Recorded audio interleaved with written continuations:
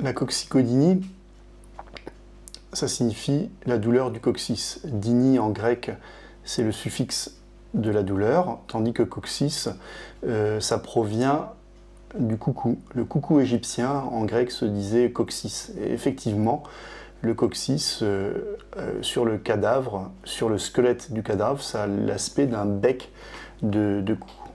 Alors, de quoi est-il composé ce bec de coucou? Il est composé en fait de 3 à 5 pièces osseuses qui sont empilées les unes sur les autres et qui sont en général fusionnées.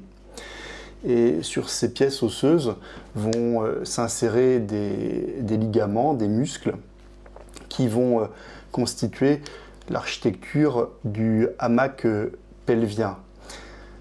Alors, il peut y avoir des circonstances telles que les traumatismes où on va avoir une lésion de ces os qui vont provoquer les coccygodynies. Travaux de Jean-Yves Maigne qui a montré qu'une instabilité ou bien des spicules au niveau de ce coccyx pouvaient provoquer les douleurs coccygiennes, et ça, ce sont surtout les radiographies dynamiques qui ont permis de les mettre en évidence.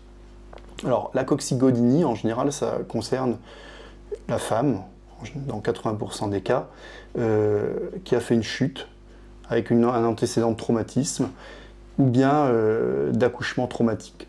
On peut aussi avoir des pertes de poids importantes, hein, au minimum de 5 kg, qui vont avoir rendu la spicule au niveau du coccyx beaucoup plus traumatisante et beaucoup plus douloureuse. Dans la moitié des cas, on ne retrouve pas forcément de cause. Alors, l'interrogatoire dans les douleurs de coccyx, il va s'efforcer de retrouver une douleur qui apparaît à la station assise depuis un certain temps, depuis quelques minutes, et avec une douleur brève et vive lorsque la patiente se remet en position debout. Et ça, c'est assez évocateur d'une lésion coccygienne. Alors, la clinique, elle est assez simple, c'est la palpation du pli interfessier. En haut du pli interfessier, eh bien, la palpation va réveiller ce que l'on appelle une douleur exquise, c'est-à-dire une douleur vive, importante et très précise. Le diagnostic est donc assez simple, même s'il ne faut pas connaître ce qu'on appelle diagnostics différentiels, qui peuvent provoquer des douleurs en position assise, comme par exemple le syndrome d'Alcock, ou bien certaines tumeurs pelviennes ou du coccyx. Alors, les examens que l'on va mettre, qui vont permettre de mettre en évidence les lésions sont avant tout les radiographies dynamiques.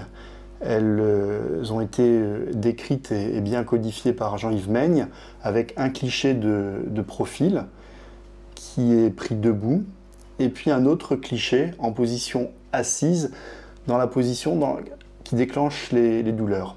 Ensuite, la superposition de ces deux clichés va permettre de juger de l'instabilité du coccyx.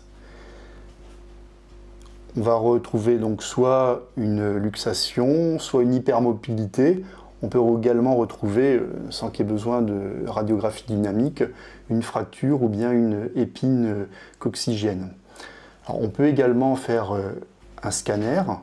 Le scanner peut mettre en évidence une lésion, une dysplasie. Et l'IRM va nous montrer ce qu'on appelle une discopathie, c'est-à-dire une lésion du disque, hein, le disque qui existe entre chaque pièce du coccyx. Et on peut retrouver ce qu'on appelle un signe de Modic, c'est-à-dire une inflammation qui sera assez bien visible à l'IRM. On peut également retrouver une bursite ou parfois, beaucoup plus rarement, une tumeur, comme par exemple un chordome. Alors, le traitement, en quoi consiste-t-il?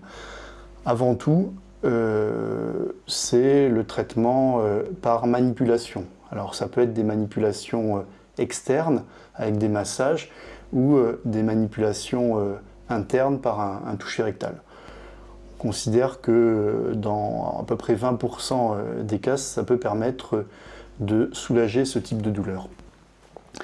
Et puis surtout, ce qui va être efficace dans environ 2 patients sur 3, ce sont les infiltrations. Les infiltrations au niveau du disque où se produit l'instabilité qui va être mis en évidence avec les radiographies dynamiques.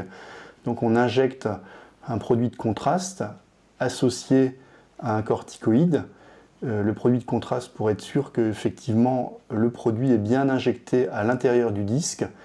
Et ça, cette infiltration va permettre un soulagement, comme je vous le disais, dans 2/3 des cas, qui peut durer jusqu'à 6 mois. Et là, on va refaire des infiltrations régulièrement jusqu'à temps que la douleur disparaisse. Quand on est en échec thérapeutique et s'il y a bien une anomalie visible, s'il y a bien eu un échec des traitements médicamenteux et des manipulations, et lorsque l'on a eu une réponse au moins une fois à une infiltration, ne serait-ce que de courte durée, on peut envisager ce qu'on appelle la coccygectomie, c'est-à-dire l'ablation du coccyx. Mais ça, c'est une autre histoire et une autre vidéo.